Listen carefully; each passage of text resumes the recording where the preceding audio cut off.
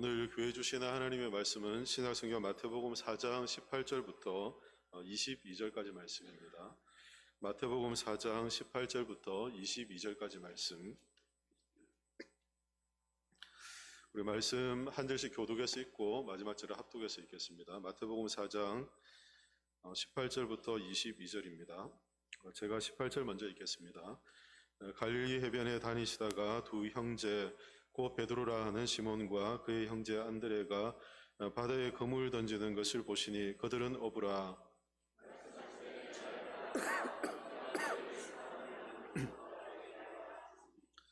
그들이 곧 그물을 버려두고 예수를 따르니라.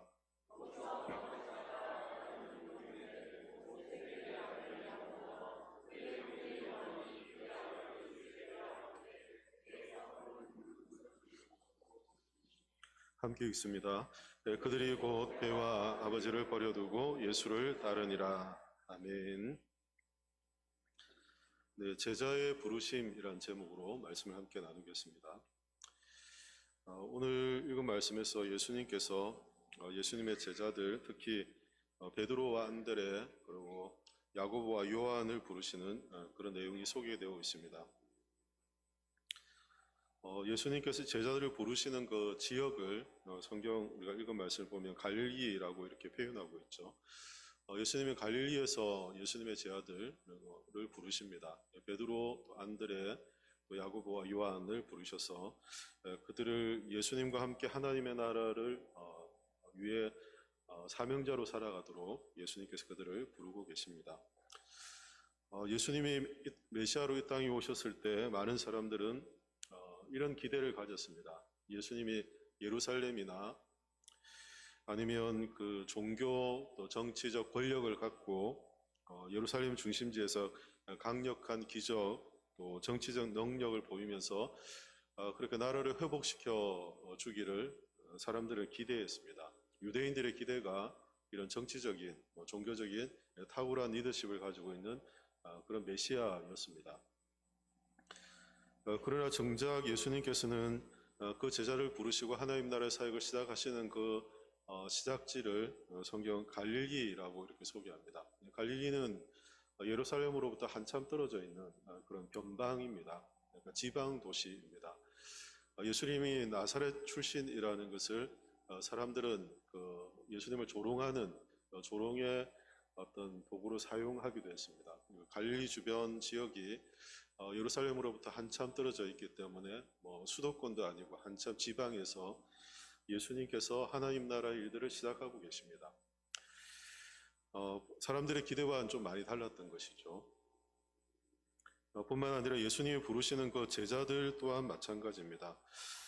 예수님의 제자들을 부르실 때 예수님은 탁월한 제자들, 종교적인 리더십을 가지고 있는 아니면 엘리트 출신의 그런 제자들을 예수님께서 부르신 것이 아니라 아주 평범하고 보통의 일상을 살아가는 아주 일반적인 사람들을 부르고 계십니다.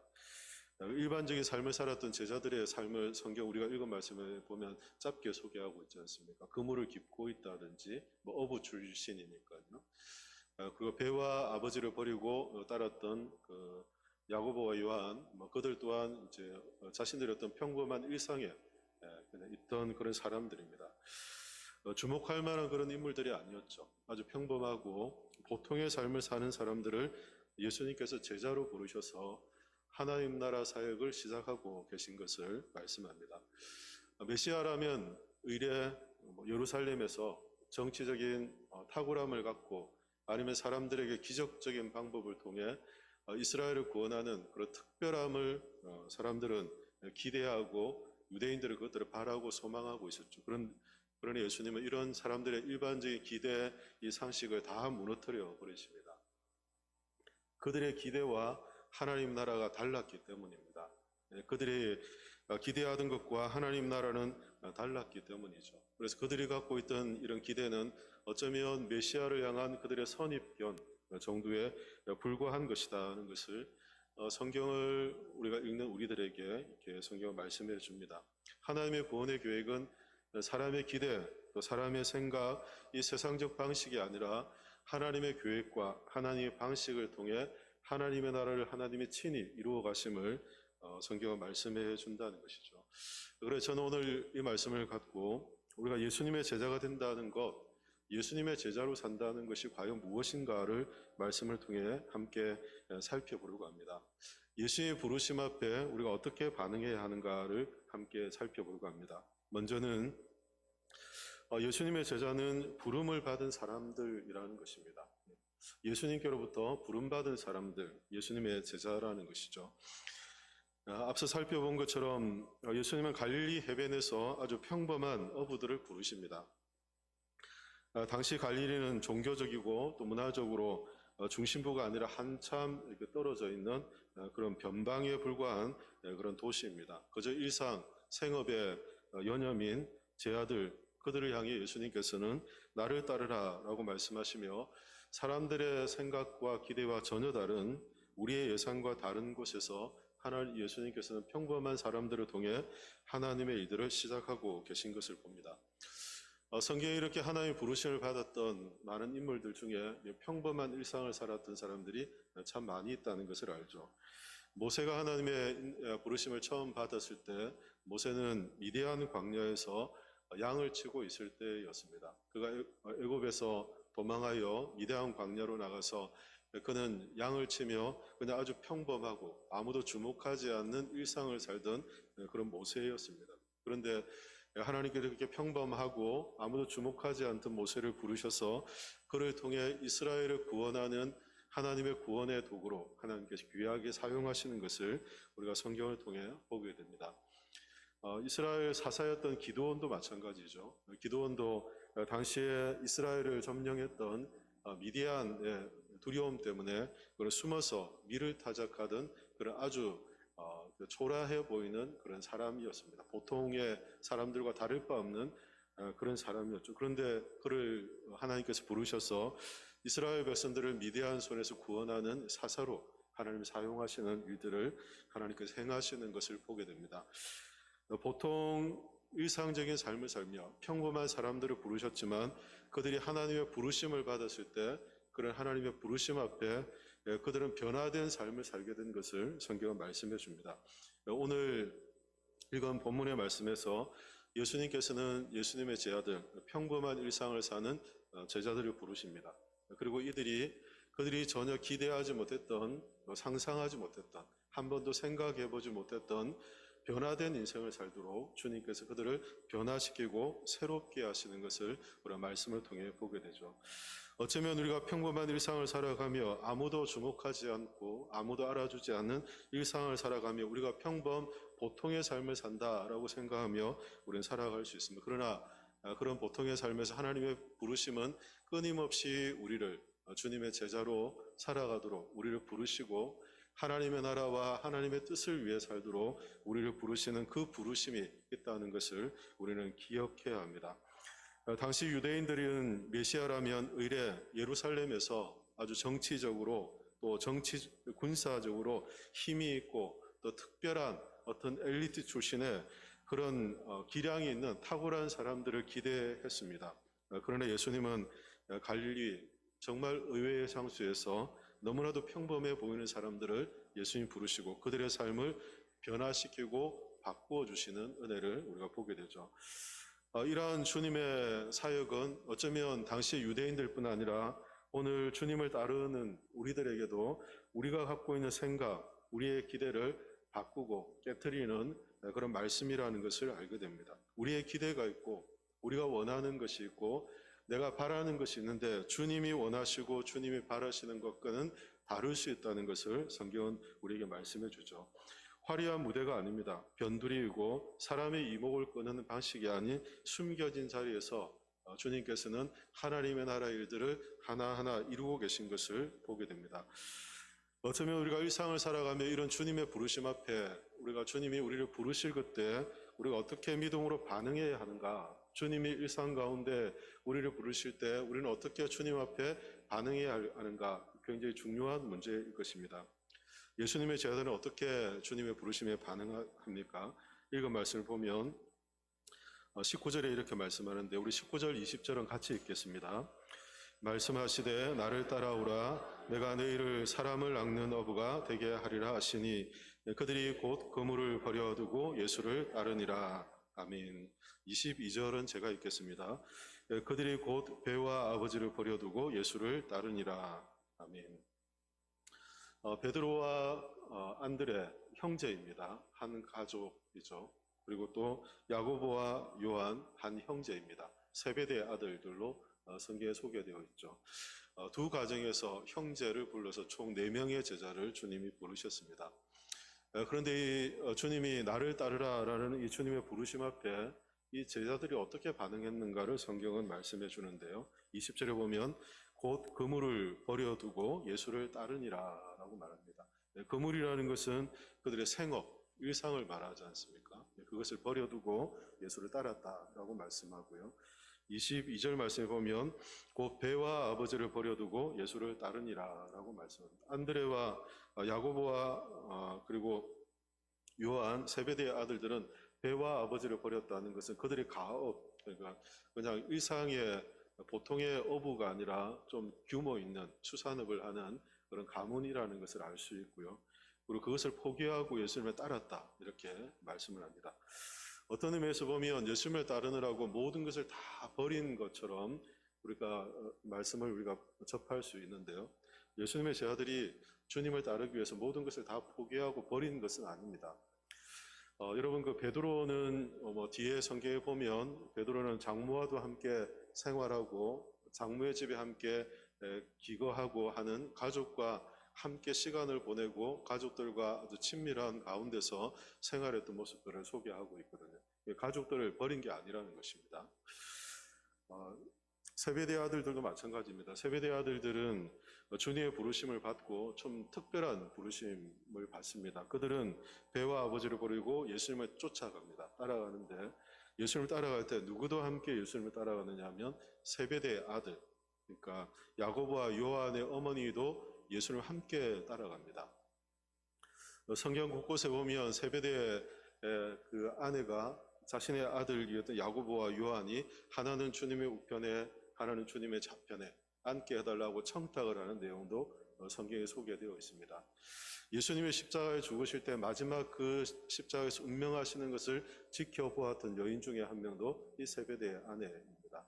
그리고 예수님이 운명하신 후에 그 무덤에 묻혔을 때 그 불에 향품을 바르기 위해서 안식일이 지나서 새벽같이 예수의 무덤에 쫓아갔던 여인 중에 한 명도 이 세베대의 아내입니다. 그러니까 예수님께서 야고보와 요한을 부르셨을 때 야고보와 요한이 배와 아버지를 버려두고 주님을 쫓았는데 그때 이 세베대 아내도 예수님을 돕고 예수님의 사역에 함께하고 예수님을 따라서 예루살렘까지 가서 함께 사역하고 예수님의 협력자가 되어줬던 그런 가정입니다. 남다른 그런 가정이죠. 그렇다고 해서 야고보나 요한이 가정을 내팽개치거나 가족들을 돌아보지 않거나 하진 않았다는 것입니다. 베드로도 마찬가지고 그리고 야고보와 요한도 마찬가지입니다. 그들이 배와 아버지를 버리고 그물을 버려두고 주님을 따랐다는 것은 그들의 삶의 우선순위를 주님, 하나님의 나라의 사역을 위해 그들의 삶의 초점을 바꾸었다는 의미인 것이죠. 그들이 하나님의 나라를 위해 부름받았을 그때 그들은 즉각적으로 자신의 삶을 변화시키며 주님을 따르는 그런 결단을 하고 있는 순종의 모습을 보이게 됩니다. 나를 따르라라는 그 말씀에 곧 그물을 버려두고 곧 배와 아버지를 버려두고 예수님을 따랐던 그들의 헌신과 결단, 도대체 어디서 이런 헌신과 결단이 나온 걸까요? 어떻게 이렇게 결단하며 자신의 삶의 우선순위를 주님을 따르는 것에 두며 그들이 살아갈 수 있었을까요? 그것은 주님의 그들을 부르신 그 부르심의 말씀에 그 예수님의 권위 있는 말씀을 그들이 들었기 때문입니다. 주님은 단순히 그들을 향해 나를 따르라 라고 하신 말씀이 그저 선생이나 랍비 정도가 아니라 메시아의 권위로 자신들을 부르신다는 것을 그들은 느꼈습니다. 그리고 그 부르심 앞에 믿음으로 결단하고 헌신할 수 있게 된 것입니다. 그들은 머뭇거리지 않고 주님께서 그들을 부르신 그 부르심 앞에 믿음으로 결단하며 주님을 따라가기로 선택하는 것을 봅니다. 어쩌면 주님이 그들을 부르셨을 때 그들이 조금 더 나은 어부, 더 나은 삶, 더 풍성한 삶을 위해서 그들이 조금 더 나은 삶을 살게 해주겠다라고 주님이 그들을 부르신 것이 아니라는 것을 그들은 잘 알았습니다. 삶의 목적, 그들의 정체성, 이것을 새롭게 하고 완전히 바꿔주는 주님의 부르심이라는 것을 주님의 말씀 앞에 그들 경험하고 주님을 따르게 된 것입니다. 나를 따르라 라는 이 말씀이, 주님의 그 말씀의 권위가 자신의 인생, 자신의 삶의 목적, 자신의 정체성을 새롭게 하는 그런 주님의 부르심이라는 것을 그 부르심 앞에 경험하게 된 것입니다. 이분을 따르면, 이 주님을 따르면 진정한 의미의 삶을 찾고 진정한 삶의 의미를 추구하며 삶의 방향을 새롭게 하는 은혜를 내가 얻을 수 있겠다라는 확신으로 주님을 따라갔다는 것입니다. 얼마나 복된 인생입니까? 그저 그물을 깁고 평범한 일상을 살아가던 그들이 주님을 만나고 주님이 그들을 부르셨을 때, 내가 이분을 따르고 내 삶의 우선순위를 이분의 삶과 함께 맞춰갈 때, 함께 동력해 갈 때 나에게 새로운 삶의 방향을 주실 것을 확신하며 주님을 따를 수 있었다는 것입니다. 진정한 삶의 의미이죠. 주님이 우리를 부르실 때 그 부르심에는 이런 하나님의 부르심이 있습니다. 그 부르심에는 그저 우리를 부르셔서 우리에게 무엇인가 새롭고 더 나은 것, 더 좋은 것들을 이야기하는 것이 아니라 오히려 우리의 삶을 새롭게 하시는 하나님의 은혜가 있다는 것을 알게 되죠. 이 새로움은 하나님의 계획 안에 하나님 우리의 인생을 향하신 하나님의 계획과 하나님 우리의 인생을 향하신 하나님의 목적이 있기 때문입니다. 그래서 우리는 전혀 새로운 삶의 방향을 우리가 얻게 되고 새롭게 살게 되는 은혜를 알게 되는 것이죠. 어떤 의미에서 주님의 부르심 앞에 우리가 주저할 수 있거나 머뭇거릴 수 있습니다. 조금 더 여유가 있고 시간이 있고 또 준비가 되면 그런 핑계를 얼마든지 우리는 댈 수 있죠. 그러나 주님의 부르시면 우리의 삶을 새롭게 하는 부르심이기에 그 부르심에 헌신하며 순종할 때 우리가 기대하지 않았던 하나님의 풍성한 은혜가 우리의 인생 가운데 나타난다는 것을 우리는 기억해야 합니다. 바울의 삶을 보면 우리가 그렇지 않습니까? 바울은 이전에 박해자요 핍박자로 살았습니다. 예수님 믿는 사람들을 따라다니며 박해하고 그들을 옥에 가두기 위해서 그렇게 바울은 예수 믿는 자들을 박해하며 그렇게 살았습니다. 그러나 주님을 만나고서 그의 인생이 놀랍게 변화되는 은혜를 경험하게 되죠. 한 번도 생각해보지 못했던, 한 번도 생각지 않았던 그런 인생으로 바뀌어지게 된 바울의 모습을 보게 됩니다. 이처럼 주님의 부르심에는, 주님이 우리를 부르실 때는 그 부르심 앞에는 우리의 삶에 대한 하나님의 계획하심이 있다는 것입니다. 우리의 삶을 향한 하나님의 목적과 이유가 있다는 것입니다. 그래서 그 주님의 부르심 앞에 그 주님의 부르심이 우리의 삶의 진정한 의미를 알게 하고 우리의 삶을 새롭게 하시는 은혜가 있다는 것을 알고 즉각적으로 순종하며 나갈 때 우리는 기대하지 못했던, 한 번도 생각하지 못했던 하나님의 계획 안에 살아가는 은혜를 경험할 수 있게 되는 것입니다. 우리가 모두 다 일상을 살아갑니다. 다 우리에게 주어진 환경, 또 상황에서 일상을 우리가 다 살아가죠. 그런데 일상을 살아가면서 우리가 하나님 나라의 가치를 알고 하나님 나라를 소망하며 복음을 위해 살아가는 삶이 얼마나 귀하고 복되다는 것을 우리 모두가 다 알아요.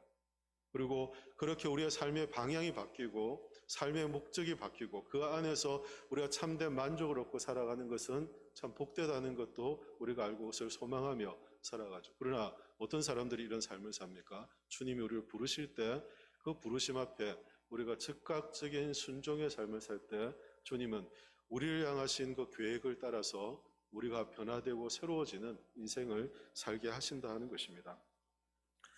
사마리아 여인 여러분 아시죠? 우물가에서 사람들을 피해서 물을 기르러 나왔다 주님을 만나고 주님께로부터 영원히 목마르지 않는 그 생수를 얻게 됨을 주님께로부터 듣게 됩니다. 그리고는 그 여인이 동네로 가서 저가 선지자가 아닌가 와서 보라 하며 많은 사람들에게 전도자로서 변화된 삶을 사는 그 모습들을 보여주죠. 자신을 숨기고 감추어야 했던 여인이었습니다. 자신을 드러낼 수가 없었죠. 그 사람들을 피할 수밖에 없는 여인이었습니다. 그러나 주님을 만나고 주님의 부르심 앞에 그 부르심에 응답할 때 자신의 인생이 놀랍게 변화되는 은혜를 경험한 것을 보게 됩니다. 예수님을 따르기 시작하는 것은 그래서 어쩌면 세상적 기준에 따라 세상의 방식을 따라 사는 것이 아니라 하나님의 기준과 하나님의 방식을 따라 살겠다는 결단인 것입니다. 그리고 하나님의 기준과 하나님의 방식을 살아갈 때, 하나님의 방식을 따라 살아갈 때 하나님이 채우신 은혜가 있다는 것을 기대하며 사는 삶입니다. 그리고 그 안에서 이것이 참된 만족함이고 참된 인생의 의미가 있다는 것을 알고 그 안에 기쁨을 누리며 살아가는 삶으로 변화되는 것을 우리가 알게 되죠. 저희 사모가 며칠 전에 그런 이야기를 했습니다. 제가 목요일에 이렇게 사모님들 모임이 있는데 좀 다녀와도 되냐고 물어요. 그래서 뭐 다녀오시라고 특별한 교회 사역이 없을 때는 얼마든지 갔다 오시라고 이제 얘기를 했는데 아마 좀 정기적으로 이렇게 모임들이 있어서 가려고 계획을 하는 것 같아요. 그래서 뭐 항상 이제 사모하가 저는 일정을 교회 사역이나 일정을 기본적으로 잡고 나머지를 이제 우리의 개인 일상을 잡거든요. 그래서 교회 사역들이 있을 때는 항상 뭐 교회 사역 우선시하도록 그렇게 이야기하는데 그래서 그 얘기를 이제 하고는 왜 가려는지를 물었더니 여기 앞에 경서동에 가면 경서교회라는 교회가 있습니다. 교회가 있는데 뭐 거기도 보면 그 안이 이렇게 갇혀 있는 항아리 군집처럼 이렇게 되어 있어서 그 안에 이제 아파트들이 세워지고 해서 그 안에 주민들만 그렇게 생활을 하는 곳 같아요. 조금 이제 분리되어 있는 그런 지역입니다. 근데 그곳에 개척을 해서 목사님이 뭐 젊은 목사님인데 사모님과 굉장히 열심히 교회를 세우고 또 그래서 교회가 이렇게 힘있게 교회가 잘 세워지는 그런 이제 모습들을 봐서 참 좋은 교회 사역을 하고 계시다 생각을 했는데 그 교회 사모님이 우리 교회가 이렇게 부흥하고 또 우리 교회가 이렇게 많은 사람들이 모였고 이렇게 행복하게 신앙생활을 할 수 있는 이유는 전도를 열심히 해서입니다 라는 그런 이야기를 이제 사모님들에게 해준 거예요. 그리고는 주변에 있는 사모님들이 다 모여서 같이 내가 어떻게 전도를 하고 어떻게 교회를 세웠는지를 좀 이렇게 간증을 할 테니 한번 와보시라 라고 해서 아마 청라에 있는 주님의 교회에서 모여서 이렇게 얘기를 하기로 한 것 같아요. 정기적으로 그런 이야기를 하면서 나눈다고 해요. 그런데 이제 저희 사모가 거기에 참여하기로 결정한 건 왜 가려고 하는지 이제 물었더니 가서 어떻게 전도를 하고 어떻게 전도를 해서 교회가 그렇게 세워졌는지를 배우고 싶다는 거예요. 제가 그 얘기를 듣고 참 옆에 앉아서 깜짝 놀랐습니다. 저희 사모가 결혼할 때 나이가 24살이었거든요. 저희 딸이 올해 저희 딸이 지금 24살인가 3살인가 되거든요. 죄송합니다. 오늘 또 야단 맞겠네 집에 가서. 아들은 저랑 나이가 끝자리가 맞아가지고 딱 아는데요. 근데 그때 사모가 이제 되었습니다. 되어서 사역을 하는데 뭐 사모로서 준비가 되어 있거나 뭐 사모가 되겠다는 결심을 갖고 사모가 된 게 아니었거든요. 그러니까 뭘 알겠습니까? 교회 와서 예배드리고 교회 봉사했으면 봉사하고 열심히 이렇게 하면서 늘 한 가지 제가 지켜보면서 가졌던 생각이 뭐냐면 스스로가 어떤 사역자의 가정이나 사역자로서 아니면 사모로서의 기준에 좀 미흡하다라는 생각으로 늘 그것에 뭐라고 할까요? 좀 자격지심 같은 뭐 그렇다고 사모가 그것 때문에 막 힘들고 했던 건 아니고요. 좀 더 잘 갖추어져야 되는데 그러지 못했다는 생각을 아마 가지고 있었던 것 같아요. 그래서 사역을 하면서도 내내 그런 생각들을 참 접어지지 못했어요. 그래서 저는 뭐 목사로 서원을 해서 목회자로 살아왔기 때문에 처음부터 목회자로 어떻게 살아야 되는지를 알기 때문에 각오를 하고 저는 살아가고 있기 때문에 저는 뭐 제 인생에 후회함이 없이 그렇게 목회자로 살아가고 있거든요.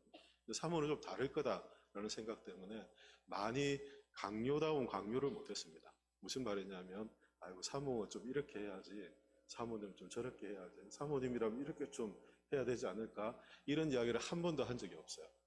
강요를 안 했어요. 한 번도 한 적이 없어요. 그러면서 저도 제 마음속에 사모님이 이렇게 좀 되면 좋겠다라는 마음이 왜 없겠습니까? 제 마음에도 있죠. 사모님이 이렇게 좀 되면 좋겠다라는 그런 마음들이 제 마음에 있죠. 그런데 그걸 한 번도 끄집어내지 못하겠더라고요. 끄집어내지 못하겠고. 그래서 그 마음을 품고 이렇게 늘 지켜보면서 사역을 하면서 또 사역을 배워가고 목회자의 가정이 만들어지고 하면서 굉장히 많이 그동안 하나님께서 잘 훈련시키고 준비시키고 세워주신 것 같아요. 지금 보면 사모가 참 귀하고 어찌 보면 저보다 훨씬 나아 보이고 여러 가지 보면서 하나님께 귀하게 쓰임받고 있는 것 같아요. 그런데 전도를 배워보겠다라는 이런 이야기를 딱 하는 순간 과거에 결혼할 때 처음 결혼해서 24살 때 이제 생각이 나는 거예요. 아무것도 모르고 사모가 되어서 교회를 처음 왔을 때 사람들 대하는 것도 어려워가지고 말 한 번 제대로 못하고 했던 그때와 지금이 어떻게 이렇게 달라질 수 있을까? 하나님 나라의 가치를 위해 살아간다는 게 뭔지 알고 또 그것이 얼마나 복된 인생인지 알고 그것이 얼마나 가치 있고 의미 있는 인생인지를 알기 때문에 이런 결단과 선택을 할 수 있게 되는 것입니다. 복음이 우리 안에서 우리를 변화시키는 능력은 마치 이와 같은 것입니다. 하나님의 말씀 안에서 하나님이 우리를 부르실 때 우리가 부르심에 순종하면 그 부르심에 응답하는 순간 하나님께서는 우리의 삶에 대한 계획과 우리의 삶에 대한 목적과 그 이유를 새롭게 하시는 우리가 전혀 기대하지 못했던 상상하지 못했던 우리가 한 번도 생각해 보지 못했던 하나님의 계획을 우리의 인생 가운데 하나님이 이루어 주신 은혜를 우리가 경험하게 되는 것입니다. 복된 인생을 사는 거죠. 참 복되다, 참 귀하다.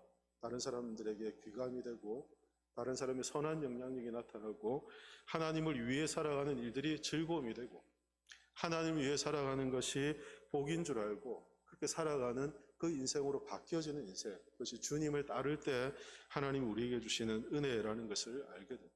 진정한 그리스도인, 성도들의 삶의 의미를 발견하며 찾게 되는 것입니다. 여러분 누군가 여러분들에게 어떤 부탁을 하고 어떤 여러분의 도전이 오면 두려워하지 마십시오. 좀 더 시간이 필요합니다. 조금 더 준비가 되어야 됩니다. 저는 잘 갖추어지지 않았습니다.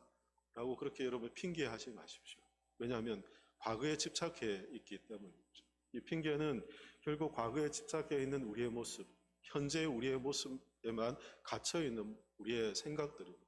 하나님의 계획은 우리의 생각과 과거의 우리의 삶을 뛰어넘는 우리의 삶의 앞으로의 계획인 것입니다.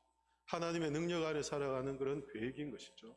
하나님의 은혜 안에 살아가는 하나님의 계획인 것입니다. 그것을 우리가 자꾸 거부하는 것과 같은 것이죠. 마치 무엇과 같으냐면 계속 그물을 깁는 게 내 인생의 행복이라고 생각하며 그물을 깁고 그물을 씻어내고 어부로의 삶에 충실하려고 하는 그것, 좀 더 나은 어부가 되려고 하는 그것에 하나님의 계획을 우리가 거부하고 하나님의 계획하심을 우리가 받아들이지 못하는 그런 모습이라는 것을 기억해야 합니다. 그래서 어떤 하나님 부르심이 있을 때 그때 우리가 즉각적인 순종으로 우리가 믿음으로 반응하면 하나님이 우리의 인생의 참된 의미, 우리의 삶을 새롭게 하신 은혜를 우리가 경험하도록 하나님께서 우리 가운데 은혜를 주실 것입니다. 우리가 주님을 따르기 시작하면 세상의 방식이 아닙니다. 세상의 기준이 아니라 하나님의 방식과 하나님의 뜻을 따라 우리가 하나님이 기뻐하시는 일을 우리가 기쁨으로 삼고 믿음으로 살아가는 은혜를 우리 가운데 하나님께서 허락해 주십니다. 그것에는 더 큰 성공이나 더 많은 소유, 더 높은 자리가 아니라 영혼을 낚는 일, 나와 함께 영혼을 낚는 일, 그 일을 위해 부르시는 주님의 부르심이라는 것을 알게 됩니다. 주님이 제자를 부르실 때 어떻게 부르셨습니까? 내가 너희를 사람을 낚는 어부가 되게 하겠다라고 말씀하시죠. 나와 함께 영혼을 낚는 일에 동참하라 주님께서 말씀을 하십니다. 영원한 가치를 사모하며 그것이 복된 삶인 줄 알고 그것을 사모하며 살아가는 인생으로 변화시키는 하나님의 놀라운 일들이 제자들의 삶을 통해 또 우리의 인생을 향해 주님께서 말씀하시며 우리를 부르고 계시다는 것이죠. 어쩌면 오늘 우리는 우리의 생업, 또 우리의 삶의 안전장치, 세상의 인정 이런 것들을 우리가 급급히 하며 여전히 거물 깁는 인생으로 우리 현실에 안주하려고 살아가는 우리가 소중하다고 여기고 붙잡고 살아가는 가치들에 매여서 우리가 살아가고 있는지 모릅니다. 그래서 우리가 주님을 바라보고 주님의 부르심 앞에 믿음의 반응을 해야 함에도 불구하고 여전히 우리는 우리의 삶에 집중하고 있는 연약한 모습인지 모릅니다. 그때 주님이 우리를 부르시면 우리를 그물을 내려놓아야 하죠. 그리고 하나님의 계획하심 앞에 하나님의 계획 안에 살아가는 그 은혜를 누리며 우리는 살아가야 할 것입니다. 사람을 낚는 어부. 그것은 하나님의 계획 안에서 우리를 향하신 하나님의 계획 안에 사는 인생을 의미하는 것입니다. 예수님의 제자로 부르심을 받은 사람들은 그 부르심의 때 어쩌면 갈릴리, 변방, 지방이죠. 평범한 일상을 살아가던 보통의 사람들, 어부들이었습니다.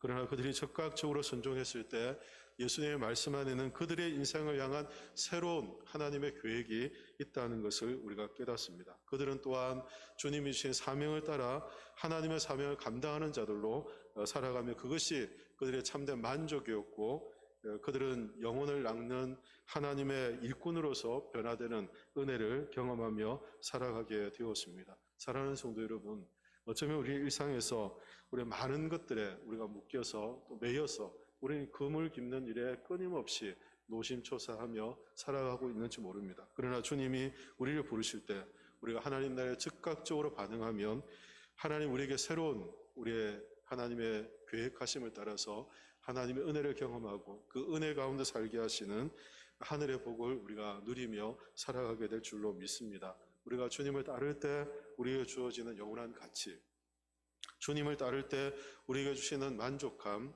주님을 따를 때 주시는 큰 기쁨을 우리가 함께 누리며 이 한 주도 복된 인생을 사실 수 있기를 예수님의 이름으로 축원합니다. 기도하겠습니다. 살아계신 하나님, 은혜를 감사합니다. 오늘 주신 말씀처럼 제자들 또 당시 사람들의 예상을 뛰어넘고 의외의 장소였던 갈릴리, 그리고 평범한 일상을 살았던 제자들을 부르시고 그들 가운데 사명을 주시며 그들의 인생을 새롭게 하시는 하나님의 말씀을 저희가 함께 듣습니다. 우리의 생각과 다른 하나님의 생각을 신뢰하며 주님의 부르심에 응답하는 자들이 되게 주님 도와주시고 세상의 기준을 따라 살아감이 아니라 하나님의 말씀과 하나님의 뜻을 기쁨으로 삼고 사는 복된 인생 될 수 있도록 주님 도와주시옵소서. 그래서 우리 인생을 향하신 하나님의 계획하심 안에 우리가 참된 인생의 의미를 발견하고 그 안에서 참된 기쁨을 누리고 참된 만족감을 얻는 복된 인생 되도록 은혜를 더해 주시옵소서. 감사드리며 살아계신 예수 그리스도의 이름으로 기도하옵나이다. 아멘.